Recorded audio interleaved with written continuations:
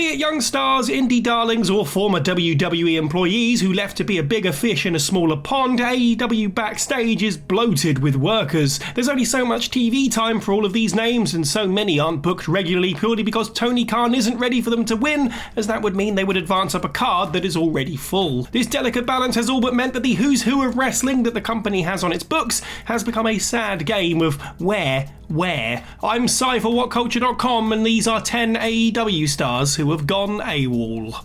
Number 10. Angelico. A versatile and talented wrestler with a far stronger support than you might think, Angelico is nonetheless not so over or exceptional that his not appearing regularly on television registers as promotional malpractice. Others certainly indict Tony Khan's ability as a booker, but not Angelico. He's a skilled performer on a roster so extravagantly brilliant that being really good isn't good enough. Still, given his prowess, surely he could weave magic in a televised outing with, say, Bryan Danielson. It would be such an unusual and compelling match, one that you'd expect Danielson would love to challenge himself with, and one that would work nicely to further remind people just how incredible he is. The likelihood of it happening, however, is remote. By this point, Angelico has been stigmatised as a nobody, and the match wouldn't be taken seriously even in AEW, wherein most matches, while at a minimum good, are predictable. Number 9. Miro. At the time of speaking, Miro was last sighted on AEW television weeks ago screaming a compelling demand, "Belt the Redeemer." Tony Khan didn't acquiesce to it, despite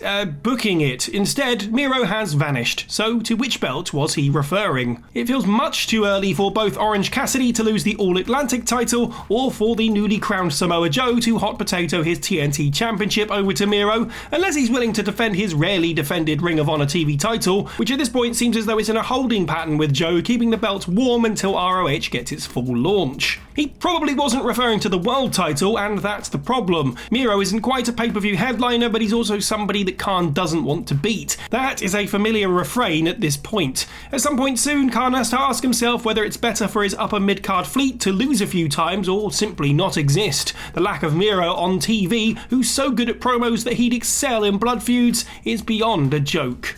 Number 8. Anthony Ogogo. The Governor represented a flaw in what is sadly now the old ranking system in AEW. He won a lot, but there couldn't be a payoff. He's still a bit green, but as he demonstrated in a promising feud with Cody Rhodes before it fell apart with a weird nationalistic bent, he holds immense potential. A good talker and radiating presence, Ogogo boasts one of the most legitimate finishers in the game. As a Shoot Olympic bronze medalist, his punch is as credible as anything in this emulated pseudo-sport. The issue Tony Khan faces is that to maximise a performer like Ogogo, he really can't lose often, if at all. He can't waste that inbuilt legitimacy. He can't win too often yet, because as good as he already is, he's not close to the stratospheric main event standard. Book him to win too often, and it makes no sense to put him in a spot for which he isn't ready. It's a trap from which Ogogo, developing experience on the British indie circuit as part of an excursion at present, cannot escape.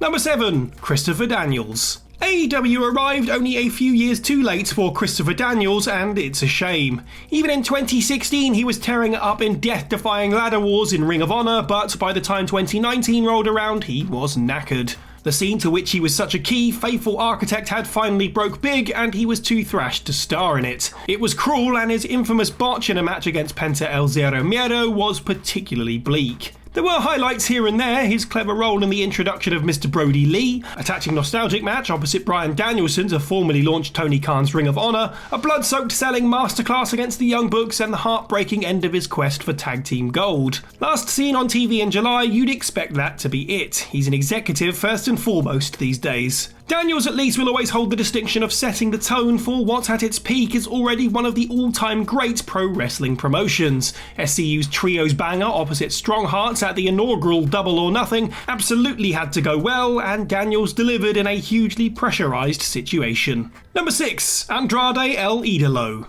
When it comes to backstage blowouts in AEW, the talk and focus may well be on CM Punk, whether he's still employed, if he's buying out his contract, what's next, etc. And so it overshadows that Andrade is also persona non grata in All Elite Wrestling. CM Punk at least got the world, literally in the case of its title. He got the biggest and coolest return in wrestling history. He wanted to work with Darby Allin, Powerhouse Hobbs and Dax Harwood, and so he did. He wanted to cut his own promos, and he did. He wanted to revisit the strain of storytelling so dear to him in Ring of Honor, and he did. He got everything he ever wanted in wrestling, and it still wasn't enough. Andrade, a far lesser star, obviously got nothing. He went 50-50 or close to it and spent a shade over a year of his life failing to recruit people into a stable about as, if not more stupendously awful as X Factor. He was great in flashes. Andrade, only a bit slower with exponentially more gruesome offense, was for a time really cool. He didn't deserve the creative but didn't justify a much bigger push either. He wanted out, tried to get out by assaulting Sammy Guevara, and wasn't allowed out. Number 5. Dustin Rhodes. Dustin Rhodes was a pivotal figure throughout the early phase of AEW's existence. His classic match with Cody at its inaugural event was vital in informing fans that deep, almost torturous emotion was back on the national stage, and he was tremendous playing both wise, witty veteran and the ultra-sympathetic target of a heel beatdown. Even in 2022, he worked a superb match against CM Punk on the April 20th Dynamite. The selling from both men was incredible in a match in which every move meant something. It was so good that you almost bemoan many of their peers for not thinking about it all quite as deeply. Elsewhere, the wear and tear might be creeping up on the ageless cowboy at long last, competing so far in 5 matches total in 2022. Whilst he's still involved in a coaching capacity behind the scenes, he himself revealed on Twitter that he's doing some heavy thinking about the next step. Number 4. Abaddon. From an uninformed distance, it feels as though Tony Khan is afraid to commit to the Abaddon character, who, in a very different way to Anthony Ogogo, isn't someone that he can beat arbitrarily. What good is a wrestler so unhinged that they think they're a zombie, while commentary provide the crucial distinction that they definitely are not, and then doesn't use this mania, violence, and inhuman pain tolerance to win big matches? Therein lies the core flaw with supernatural acts in wrestling, even if this one, as has been explained countless times, is not literally a demonic entity. They have to win a lot. They can't boast actual otherworldly superpowers and lose via roll-up to a mortal. It brings into focus how silly it all is. It seems as though Khan's worried about the optics of pushing a character who draws comparisons to certain WWE acts. He's meant to be the purveyor of a more sports-oriented wrestling after all, but perhaps he should. Abaddon's match with Britt Baker on Rampage last year was super creative and entertaining, and they always get a strong reaction. Given that Abaddon wasn't booked for a match on Halloween week this year, they're not likely to be eating brains anytime soon. Number 3. Paige VanZant. A mainstreamish name and great athlete with a massive and devoted online following, Paige VanZant was an astute pickup from Tony Khan. Or at least she was worth the risk of what must have been a not inconsiderable sum of money. The former MMA star was the exact sort of performer who seemed destined to get good and to get over. It hasn't worked out.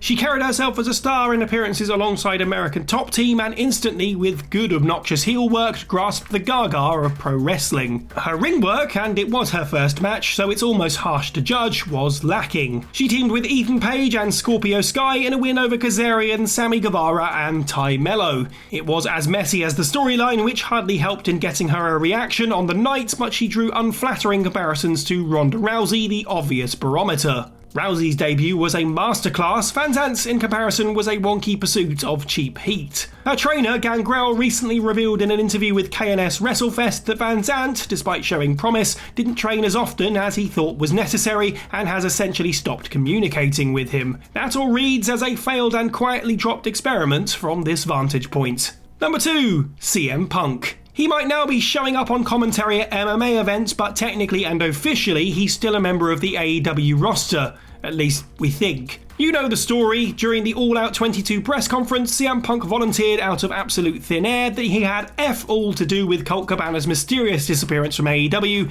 and that he doesn't care where he works or if he works. He simply wants nothing to do with Scott Colton. Which is interesting since Colt wasn't brought to TV despite doubling as a producer and being exclusive to ROH, when ROH Rampage at this point is a more accurate name for the weekly Friday show than AEW Rampage. Tony Khan more than anyone knew that Colt's vanishing had created huge unrest in the locker room. But now Punk has gone, Colt Cabana is back. Applying Occam's razor to the situation flies in the face of Punk's conviction-drenched wrestling promo at the presser, but perhaps that's all it was. Nobody knows for sure, even if Dave Meltzer said, or heavily implied on Observer Radio, that the story of Punk wanting Colt gone was true from the start. The only thing we know is that Punk, officially, is AWOL. Number 1. Parker Boudreaux. Some fans thought it was a bit much when Tony Khan rushed to sign a veritable wave of ex-NXT talent when the show was actually in decent health. Individually, Adam Cole, Keith Lee, Samoa Joe, Kyle O'Reilly and Swerve Strickland were all great pickups in their own way, and were all tremendous and over before entering the WWE system, but their collective debuts affected the core identity of the promotion. That might sound tribalistic, but there was something rewarding during AEW's early days in watching wrestlers who had not been endorsed by WWE thriving on national television in front of sizable crowds. It felt defiant, as if AEW's base had been validated in their belief that they knew better than the monopoly's authority. It was definitely too much when Khan signed Parker Boudreaux. Why sign somebody who failed to star on the dead brand that was NXT 2.0? The answer is that Parker enjoys a weirdly massive social media following, boasts a striking look, and as a college football standout is a very decent athlete. It felt like yet another impulsive Tony Khan signing, and since Parker has not been cited since August, he might even agree.